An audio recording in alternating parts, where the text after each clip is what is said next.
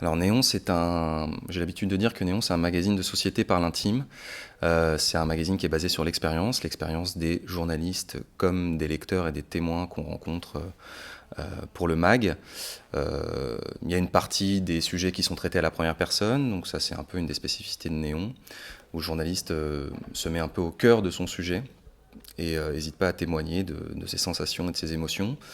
On a une grosse partie témoignages, voilà, avec des témoignages qui sont souvent très bruts, livrés directement au lecteur. Et puis pas mal de sujets sur les communautés, les petites communautés, des gens qui font des choses un peu incroyables aux quatre coins du monde ou en France. Voilà, il y a un côté... euh, c'est de l'intime, c'est essentiellement de l'intime, Néon. Proposer des très bons sujets, des sujets inédits avec un traitement original.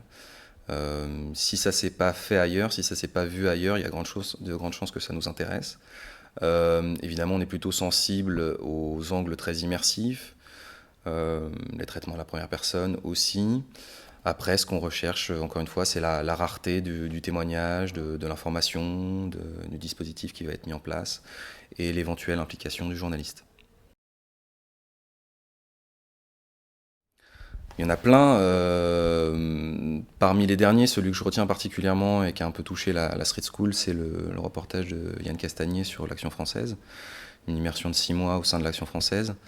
Un très très beau sujet, très fort et pour le coup un dispositif très immersif, très inédit. Enfin, je pense qu'on n'avait jamais lu ça dans la presse française. En tout cas, aucun journaliste n'était allé aussi loin, je pense.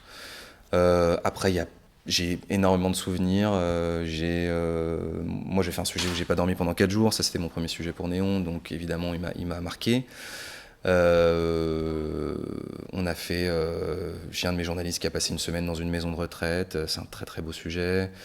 On est allé dans un sous-marin nucléaire pendant une semaine. On est allé euh, passer une semaine à Ikea. On n'a pas mangé pendant 10 jours. On n'est pas sorti du lit pendant 15 jours. Voilà, tous ces sujets gonzo ou alors reportages très très forts qui m'ont marqué. Il y en a beaucoup. Il y en a beaucoup. Et c'est ce qui est agréable, c'est que j'ai l'impression qu'à chaque numéro, enfin en tout cas en ce qui me concerne, il y a de la surprise, de l'étonnement et surtout de l'exaltation de proposer un journalisme un peu différent. Merci beaucoup.